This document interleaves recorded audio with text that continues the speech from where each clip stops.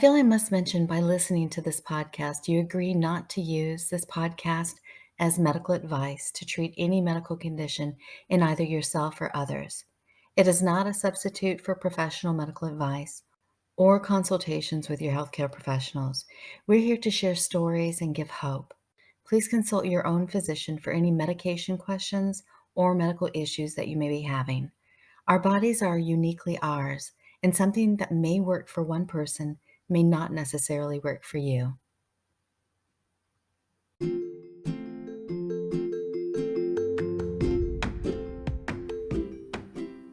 Hi everyone, I'm Heather Davies, and this is Menieres Muse.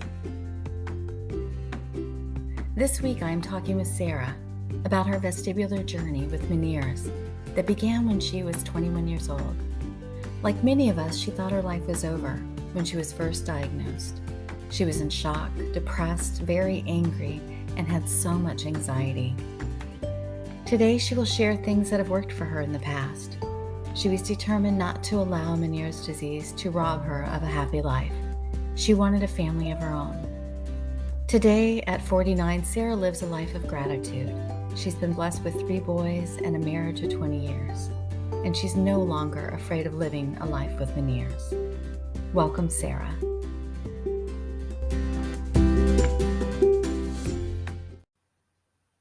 Hi, Sarah.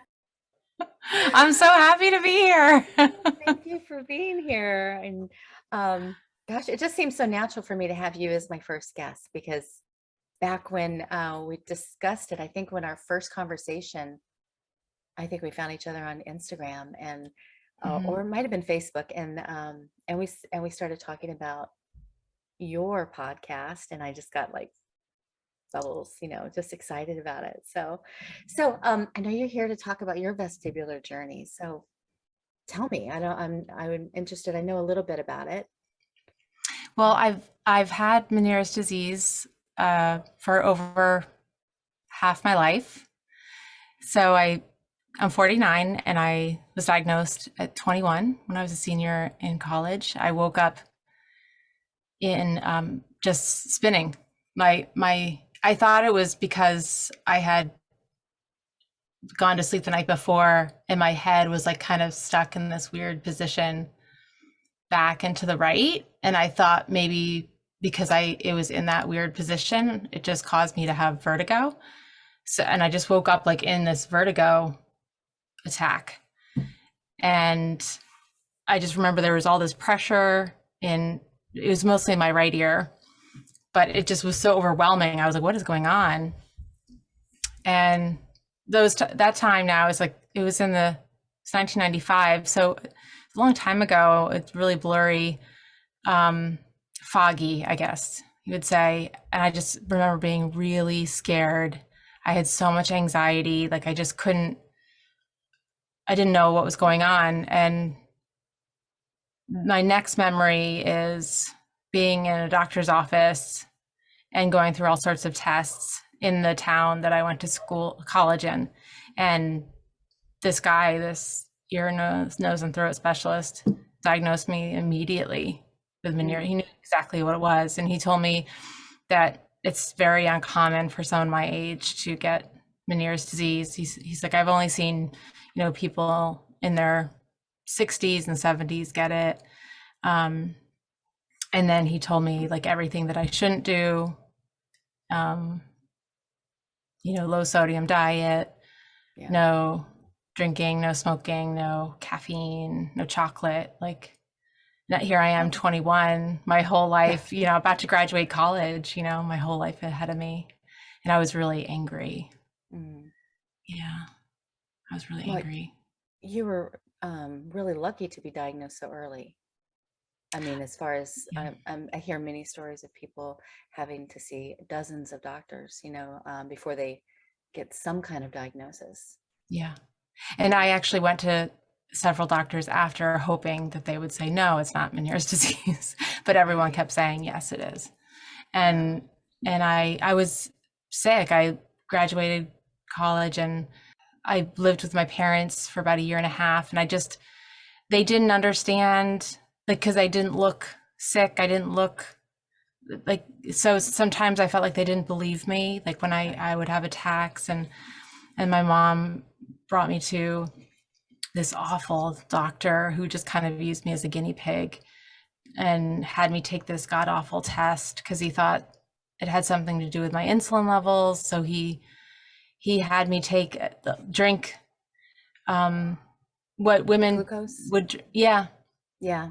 Oh, And I got so sick, I ended up throwing up in the office. Like he was trying to get me to go in this listening chamber to after I drank it and waited there for an hour, and I just got sick, and it was very traumatic because I was throwing up like in the bathroom. Like I remember he was mad that I was getting sick all over his office, and I was like, you made me do this. right. And so I ended up throwing up for like 10 to 12 hours. And as I know you can identify and understand, Oh, it's yeah. just, it can, like, I don't know how I didn't go crazy. You know, I don't know how I haven't gone crazy all this time. Did you have tinnitus with it? Yeah. And I still Yeah, do you to this did. day. I have not had one day without tinnitus. Mm. And, but the first Thanksgiving that I had Meniere's disease, did I tell you the story, the green bean story? Oh my gosh, yes, you have to share that. Okay. Awesome. Because we all Yeah, so, have those things that people tell us to do. And well, this was just like I was trying to think, I'm like, it feels like my ear is swollen, Mhm. right? Like it's the fullness just makes it feel like it's swollen. So maybe there's swelling. So I'm like, I would put an ice pack on my ear. I'm like, and then when my mom was making Thanksgiving dinner and we had the regular green bean casserole, you know, and so she was using the frozen cut green beans. So I would stick a green bean in my ear. Do not try this at home. I'm like, this'll do it. I'll be Did you get any cured. relief? No. I was Oh, the so things we do. pissed. Yeah, but we were all laughing about it, which Yeah, helped, you know, just to kind of lighten sure. it. But I was, it was really, it was a tough time because my parents really wanted me to be independent and go off and live on my own and get a job. But I really, and retrospectively, I should have been on disability. Like I was really, I don't know how I drove to work safely. Like I just put a lot of pressure on myself not to disappoint people. Yeah. And I didn't want to be sick. Like I didn't want to have this. I just wanted to live like a normal, fresh out of college young woman, single young woman, you know, and I wanted to like, so I did everything that I wasn't supposed to do. But then when I got desperate, like I would do like the 2 milligrams of sodium a day and lose all sorts of weight and be really unhealthy because I was not getting enough nutrition. And then I met my now husband, and that's when I was kind of at the height of having attacks, and he was really such an amazing source of support for me. Like he believed me. And at the same time though, I wanted to like find people who had this. Like I've always been a connector. Like I just loved connecting with people and to feel less alone, you know. Right. And so I did actually find somebody. The internet was just when it was 95, so the internet was just kind of starting then. I don't know, in the 90s. Yeah. Yeah, Yeah. probably. Yeah, and so I did actually, there was some like chat room, like I did a search with menieresdisease, and I found this man, like this older guy, who was married, had a family, and he said he had Meniere's disease and he had had it for like 10 years. And I was like, oh my gosh, I was so happy. And so we and then my parents found out. They were like, this is so inappropriate, you're talking to this older man. So they were like, they told me I couldn't talk to him anymore. and like more motivating to get out of the house, you know, just because like I was like at that point probably 22 and I wasn't doing anything inappropriate with him. I was just talking about our conditions, you know, Right. menieres, and so that I got a taste of what it was like to, you know, connect with somebody who could identify, who could Right. understand. So then I spent, you know, most of my life kind of seeking people that were like me. And then I did find some support groups, and like everyone was really, I talked to a couple of women, both were very depressed. It just made me really depressed. I'm like, I want to have a joyful life. Like I want to have a family. I want to be like normal. Yeah. And yeah, so it was actually the doctor who diagnosed me said that it was actually in my favor that I got diagnosed at such a young age, because my body was stronger and would be able to adapt. My vestibular system would be able to kind of adapt to this illness and kind of adjust and kind of, I don't know, which it did, because then I kind of feel like I plateaued. And over time, over the past, whatever, 25 years I've had it, the first, you know, it was really only the first maybe 5 years that I was Had your crippled symptoms? with, with you know, like with the attacks. And there was a couple that were so severe that like I literally couldn't, like I would lay on the bed and I had to keep my eyes so still, because even if I just like moved my eyes, like I would just be sent into a tailspin, and then I'd like throw up everywhere. And I know that you have 3 children. I Did you do. have any, were you concerned about, you know, amping up your symptoms during your pregnancy, or did you have any concern about menieres? I know, because I read the forums and I read a lot of the groups where young women like yourself that were newly diagnosed, terrified to have children. And you know, I had children before I was diagnosed, so I was just curious about that. By the time I had my children, Mhm. I had already had, I was like 8 or 9 years. Okay. In remission. I wouldn't, I hate even calling it remission because we still have symptoms daily. Yeah. Like the attacks were at minimum, if at all. And it was just mostly the tinnitus and the pressure.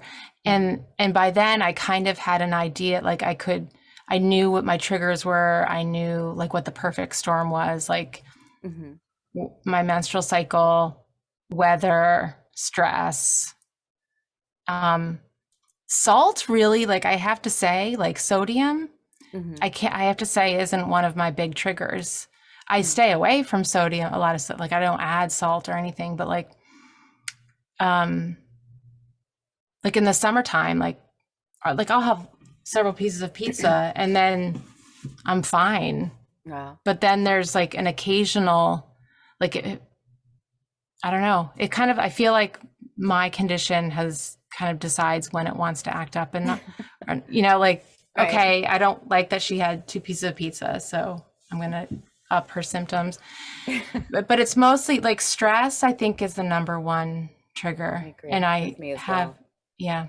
And that's at a minimum these days. So That's good. because of just how I, you know, a lot has gone on in my life to me.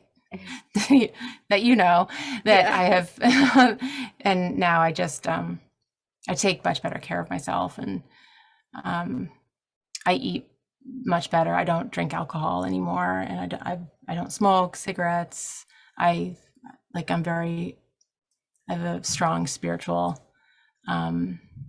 foundation. Like I really It all really makes a difference, doesn't it? All of it together. Like if one of those components is missing or off, I find that my symptoms have an increase. yeah, same. Yeah. Yeah. What do you think was the biggest game changer for you? as far as your symptoms and decreasing them? And I know you mentioned that you plateaued. Yeah. The biggest game changer is when I stopped drinking alcohol. Okay. Yeah, that's a big trigger for me. I can have one glass, but more than that, and that's not good. Or a Yeah. glass of wine, I guess. Yeah. Yeah. Like the morning after I would drink, my symptoms would be so bad. But while I was drinking, I wouldn't experience the symptoms. Like I would numb Mm-hmm. out, Mm-hmm. mentally, emotionally, psychologically, and physically. Yeah. And so, but then the next day I would pay for it. It took me some time to kind of figure out that that wasn't really working. So, Yeah. so yeah, that was a game changer. Yeah. What was Yours your was game in the, changer? my game changer was reading the book Heal Your Headache. The nutritional triggers just Oh, floored okay. me. It says to do like an elimination diet. Are you familiar with the book? No, no, I'm not. It's because I was first diagnosed with vestibular migraine, and so I, someone, you're whistling. Someone, it's That's okay. my son. It's cute. Someone recommended the book Heal Your Headache, so I dove into it. I think I read it in like a matter of a 24-hour period, and then they want you to eliminate all these foods for 6 months and slowly bring them back in to see if they are triggers. And that was huge for me. And So I what was did you able to bring find? one. Oh gosh, I found a lot of things I didn't want to admit. Mm, Chocolate, yeah, red wine, cheeses, a lot of food. So as long as I'm on track nutritionally, I notice a huge decrease. But even just walking by my daughter and she's eating M&Ms, if I were to pop a couple in my mouth, I sway, even just for a couple seconds, and then it's really? gone. It's crazy. But I was real Wow. good about tracking that for a while, but I don't really track it anymore. I just kind of stay away from all that good stuff that's not good for me. Yeah, Yeah. I do too. I try to, do if I want something like sweet, like I love chocolate, I love ice cream. I'll just do it in moderation, just everything, Yeah. Yeah. But weather and stress are the top two. And Yes. I had menopause very early in Hmm. life, so I'm done with that, so I don't have to worry about like The hormonal changes, the hormone, fluctuations. no, Yeah. no more fluctuations. Yeah, so I don't have to deal with that trigger anymore. It's the with winter time, I really don't like it all. Winter time just brings out, the low pressure systems, and Yeah. that really can set me off and I used to have a lot of headaches, but I guess my second game changer was changing my diet, like really, really changing my diet. But that was because I had like a heart scare last summer. And so now my husband and I, we only eat non-GMO and organic, no processed food. Like Hmm. and we exercise regularly and we drink a lot of water. So, you know, I don't know if it's getting older that makes me more kind of feel like that I'm more vulnerable, but also more powerful. Like I have more the power to choose, the power Right. to really and and I got over myself a long time ago with menieres disease. Like I really had a pity party about it for quite some time, and which is understandable. Like I know Oh people yeah. with other chronic illnesses who go through like a really hard first 5 to 10 years, Right. and I get it. It's like really depressing, but I was like, I don't want to live. I don't want to. I already have clinical depression, which I'm in medicine for, but I don't want to also have the additional, like just letting it rule my life. So my attitudes and behaviors really have made a difference too. Yeah. Yeah. Yeah. I find sharing our stories, and not so much comparison, but as far as sharing and and just knowing that we have that sisterhood out there and brotherhood, but the Yeah. main, I've connected with more women out here with Meniere's disease and other vestibular disorders that are okay with you reaching out when you're having a bad day because they get it. I mean, Yeah. it's so hard to reach out to friends, even best friends, when um, that don't understand what it's like to have an invisible illness. And I'm so thankful for people like you that I know I've had to reach out to in the past, Yeah. and I love that about this community. And there's no judgment.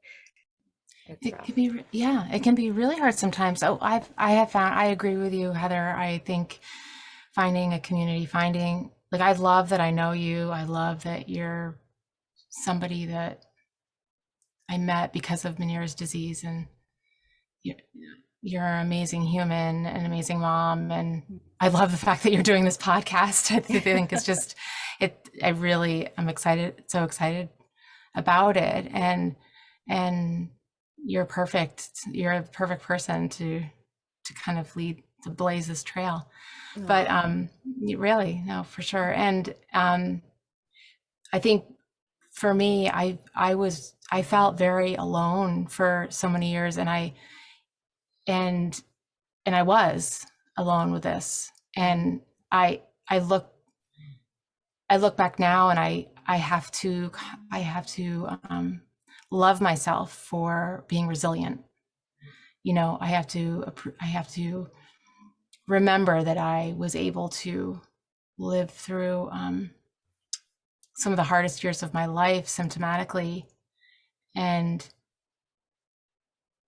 just learn how to cope with it. That's what I've been doing the past 10 years of my life, is surrendering, yes. letting Well, go and waving the white flag. Let it, yeah. It's because the fighting is just exhausting. it is exhausting, and I know that it wasn't until I started surrendering until I really saw a difference. And that quote, "Surrender's not about giving up, but it's about giving over." It really took me a minute to understand that because it's trusting that there's something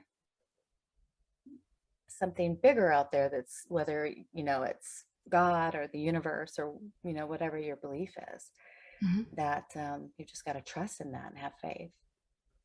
So Yeah. And I another game changer had to do with surrendering, and that was surrendering to the fact that I have the disease of alcoholism.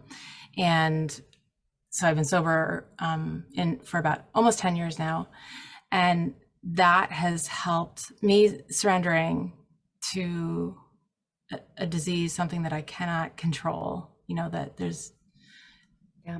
no off switch to, um, help me cope with my Meniere's disease so much better, Mhm. because it's the same idea. It's the same idea. It's the same, like, okay, you know, uh, there's a higher power out there. There's a director here in my life that wants me to be happy, wants me to be comfortable, Mhm. wants me to um, be relaxed and calm and peaceful, and not fight, not be in conflict and collision. Yeah. Because when I'm in conflict and collision, and I'm feeling uncomfortable, and I'm stuck in self-pity, how can I be useful in the world? Like, how can I be of service to others? How can I be the kind of wife I want to be? How can I be the kind of mother I want to be when I'm really stuck in these feelings of being a victim? That was really how I labeled myself. I was the Right. victim of having Meniere's disease. I was the victim of a lot of other things that happened to me, Mhm. a lot of other traumas in my life. And like, and I'm not saying that people who are diagnosed, like, we go through, I think most of us go through this kind of grief process, Absolutely. where we're shocked, we're traumatized, like, what? Like, and when trying to understand this, and Mhm. trying to see how we can try to fix it, and then just Yep. feeling so um so sad, like there's no cure. What? Like Right. Right. and trying to live with it and just try and it's frustrating because like you're handicapped in a way, right? Like Mhm. and nobody can see it. So it's like I'm like wondering, do people believe me? Like Yeah. I look okay. Like everyone's like, you look fine. And meanwhile, I'm like standing there, like, and I can barely hear anything. Um, and then I feel guilty about like, I would sometimes for days be in bed because of my symptoms. And, Mhm. or I do get more tired easily when I'm more symptomatic. That's, that's something that is definitely, um, I like, my husband knows now that like I need to sleep a lot. Like I need to go to bed early and I get up early, but you know, I need my sleep and I do sometimes now because, and then especially if I have symptoms, Right. I do. You asked me before, do I nap? Not too much now that I've changed my diet, now that I'm eating better, like for some reason Right. my energy is sustained through the day. And like my insulin levels I think are sustained. And I think that that impacts my ability to kind of stave off any increased symptoms Right. through the course of the day. So then I don't need a nap because when my symptoms increase, then I get very tired. Mhm. And I still, well, if my symptoms are really more severe, like when there's more pressure in my head and my hearing, like I have hearing aids now because I'm nearly deaf in my right ear and my left ear has been impacted significantly. Mhm. The hearing aids really help to mask the tinnitus and the fullness actually. I mean, that was like, Do you have masking aids built into your hearing aids? You yeah, do. That's yeah, nice. yeah. Okay. Do you wear I know hearing that. aids? I did for temporarily when I was having tinnitus 24/7 for 6 months, and it was just insane. And a friend of mine is an audiologist, and she made me some. Yeah. That Um, still happens? it still happens to you as well? No. No, no, no. The vertigo's been taking a break lately. I do have dizzy spells still, and I do sway every day. And that's mostly my fault from my movement um, and like I said, nutritional triggers if I'm Hmm. not being good. Yeah. But yeah, so it's different. When I was the deep trenches of it with vertigo, there was nothing I could do Hmm. until they got my medication straight. So yeah, So you take medication specifically for the menieres that I helps? I used to take medication, beta blockers, back when the vertigo was 24/7. So, and Oh. I haven't taken it, my goodness, in almost 10 months to a year, maybe. Yeah. And why is that? Why do you not need to take it? Well, the doctor actually wanted me to take it, continue taking the meds. And I'm like, I want to try because I made these nutritional changes. My Yeah. whole lifestyle got overhauled. Yeah. So, so I'm like, I want to give it a try. And he's like, no, let's not do that. Let's just, actually, he increased my meds. Hmm. So that was the last time I saw him. I walked out, sat in the parking lot and cried. Hmm. And then I'm like, you know what? No, I'm going to go home. I talked to my husband and we talked about me tapering off the medication. I don't recommend it for people. You just Yeah. have to know your own body. Yeah. And my husband and I had a discussion. We'll try it. We'll gradually come off my meds for 3 months and see how I do. If I start having symptoms again, of course I'd go back on. But it was time. I just felt it was time, and I've been doing really great, staying with my supplements and things like that. So, but I want I don't want anybody coming off their meds. Talk to your doctor. You Right. just have to Yes. know. Um, yeah, that's just my unique situation in my unique body. So, Yeah. And you have to, I know for me, I tried all sorts of different things and since I was first diagnosed, I had tubes put in my ear so I could put steroid drops in my ear and that right. actually the surgery itself actually increased my symptoms for a good 8 months. Oh my goodness. So, and then I don't see her anymore, but she also prescribed me, it was during like the OxyContin like crisis where first started when I just watched that documentary with Michael Keaton about I don't think when, I've seen that one. oh, it's so good. I never knew what was going on, but it's about the family that basically lied about OxyContin being I did hear being about addictive. it. Yeah. So my doctor, it was like probably 2010, and she wanted to prescribe me that. She's like, "Do you have pain?" I'm like, "Not really." She's like, "You must have pain." I'm like, it's almost like she planted that, and then she prescribed it to me, and I actually took it after my surgery, and then I found I had an allergic reaction to it. Thank God, because like at that point I hadn't like kind of lost the power of control with my drinking. But I definitely just have an addict's body. And had I not been, like, if I was not allergic to that, I mean, oh God, if I had gotten addicted to pills, that would have. Yeah. Did she not Because know I know, about your history? no, at that point I hadn't stopped drinking. So you know, the alcoholism really actually escalated like from 2010 to 12, and 2012 is when I hit my rock bottom. I tried my hardest to be resilient and to cope and to deal, and alcohol did help to, in the beginning. But I always knew I loved it way more than anybody that I spent time with, and that it was always kind of a central part of my life. So that's why I think I was so angry about getting menieres, and the main thing I needed to stop was drinking.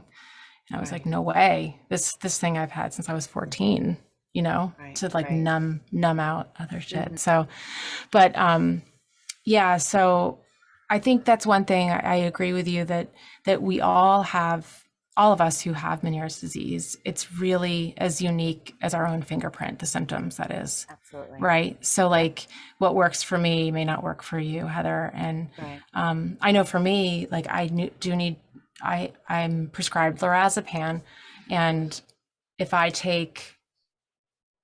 start to get symptomatic, I know exactly what I need to do. I need to take like lorazepam, and then poof, like it could, because it automatically sets off my anxiety. And so, and I'm able to just take it as prescribed, and then I'm done with it, and then I also just, if I need to fall asleep, I fall asleep, and then I feel better. And that's just how it goes. And my husband knows, my family know, like my children know, they know that I have this condition or disorder, disease. Why is it disease? Because disease makes me think it's like contagious or something. I don't know. Every time I go to write disease, it's like, man, okay, I'm just going to write MD. Yeah. Like disorder, like, because it's vestibular disorder. So like, it just seems more, I don't know. Along with the anxiety, we were talking about stress, and I know I reached out to you the other day after I launched the first podcast, and I was excited, but that stress, it put that stress, the good stress, put me down for the day. I was done. I had head pressure, and it was just my hyperacusis was in, just everything just amped up. And my husband's like, yep, all right. So he's very supportive, thank goodness. I know, like your John is. Yeah. Yeah. So it's the good stress and the bad stress that just wipes me out.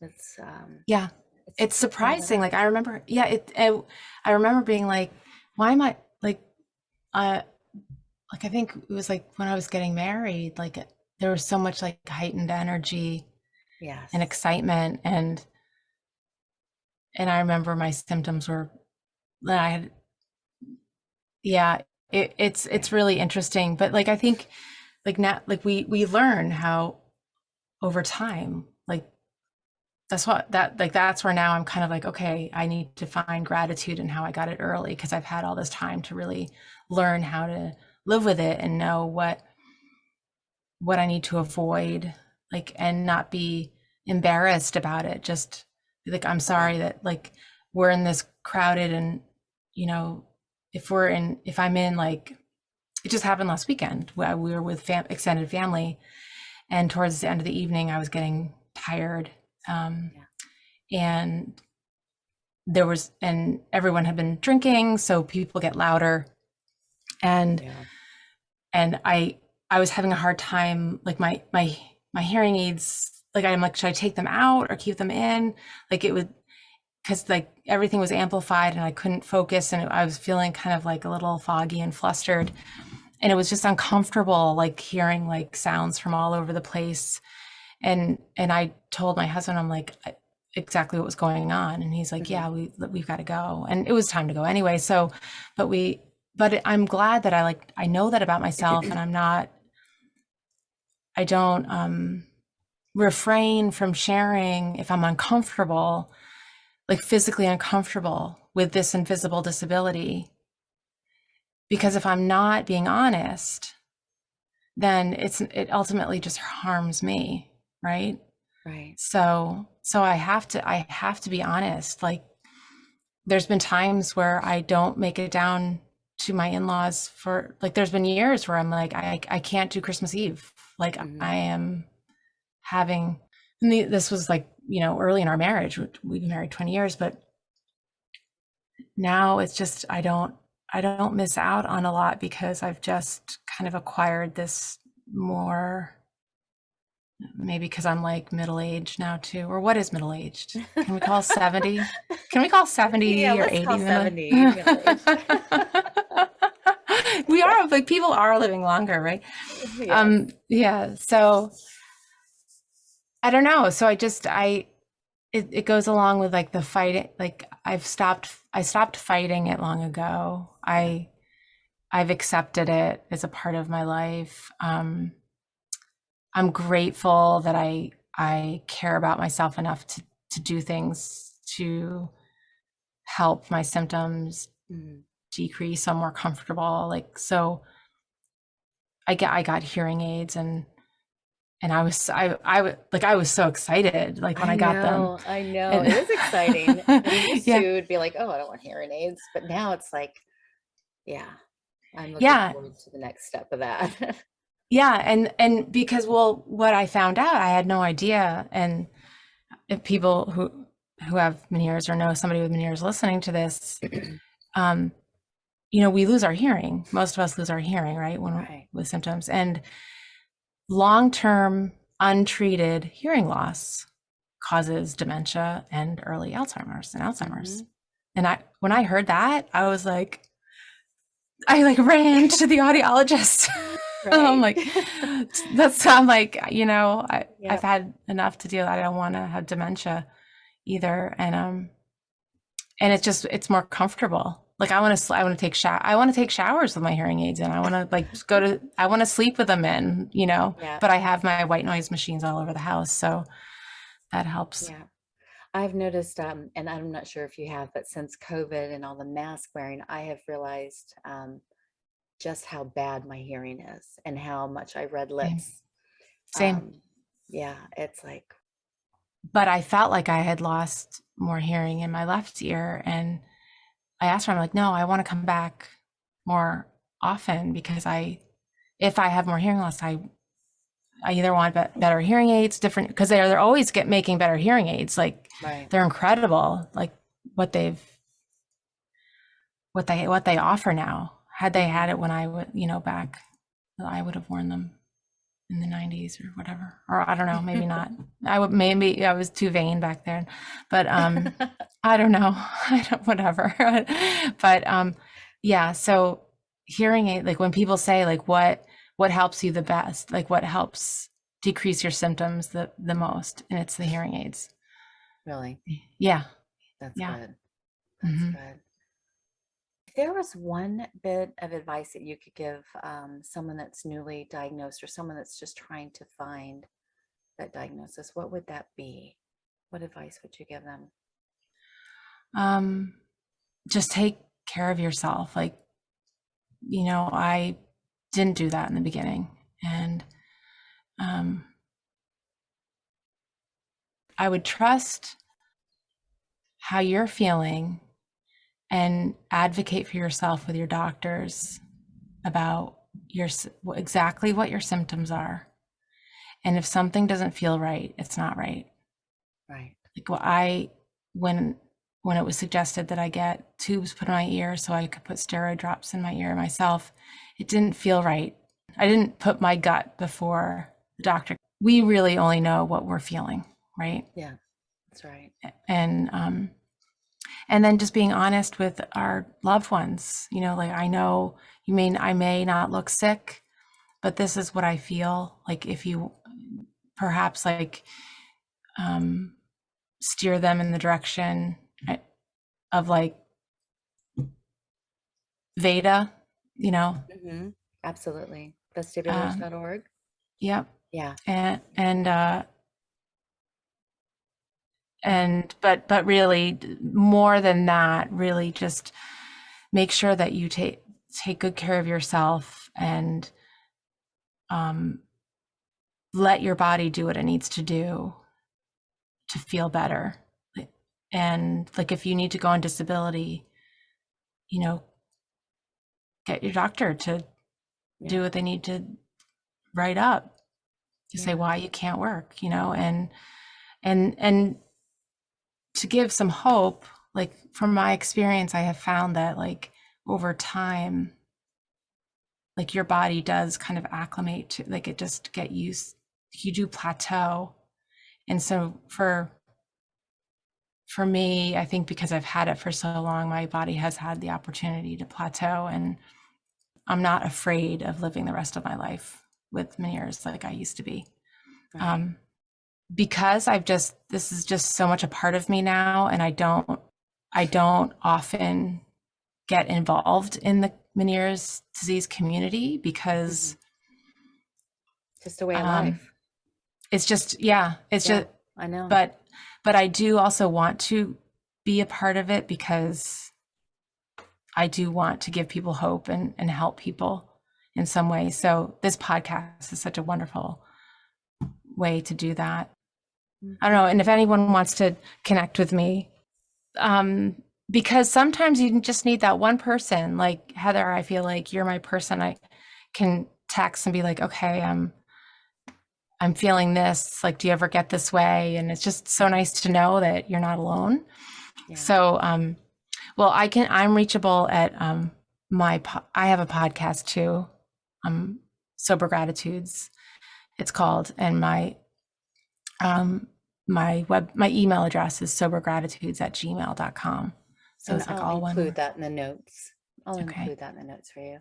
Yeah. Yes. And I have been listening to the last few days of your, the morning hope. Daily dose of hope. There you go. I knew I'd mess that up, but it is really nice to hear just a little clip of, some inspiration in the morning. And even though, that's not a community that I'm a part of, I still walk away with something. So it is. Oh, thanks. Yes. I'm so glad. Thank you for telling me that. No, I really, yes, that's keep so it great. Up. It's great. Well, before we go, I know I told you that I wanted to end with something a little fun, because so I have 10 whirlwind questions for you. Oh wow! Okay. So they're okay. So when you're ready, a test. Okay. Yeah, they're just 12 very fast questions, and it's just for fun. So number one, fill in the blank. Vestibular disorders are not the end of the world. Good. Number two, you feel your symptoms coming on and you're trying to be brave. What's the first thing you do? Relax, kind of get into a Zen place. Yeah. One thing people usually get wrong about you.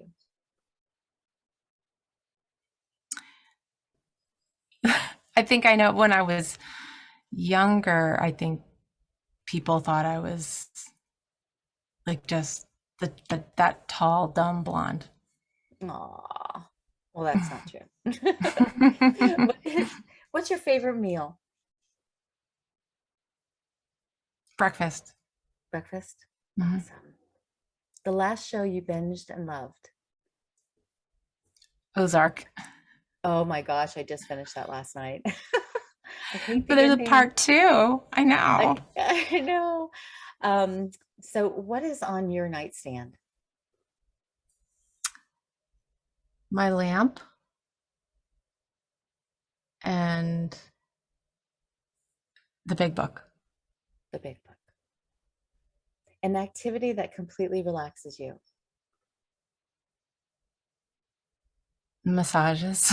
Oh, I haven't had one Is of that an those activity? yet. What's one movie you absolutely love and could watch over and over? Something's got to give. Oh my gosh, I love that movie.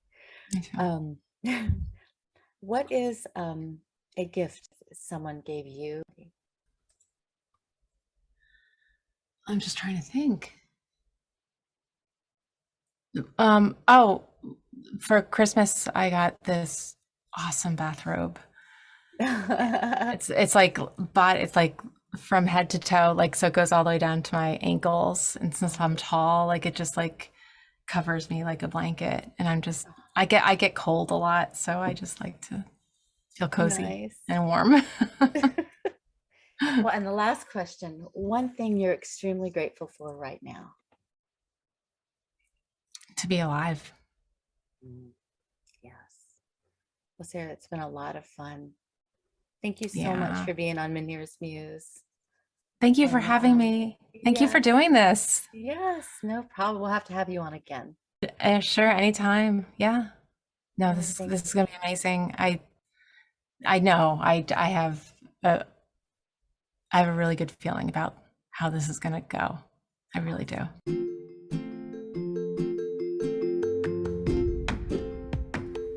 Thank you for joining me, Heather Davies, and my guest, Sarah, on this week's episode of Meniere's Muse. If you would like to reach out, please see the show notes for our email addresses or find me on Instagram. Be sure to subscribe to Meniere's Muse for updates. I'll see you next week, Warriors.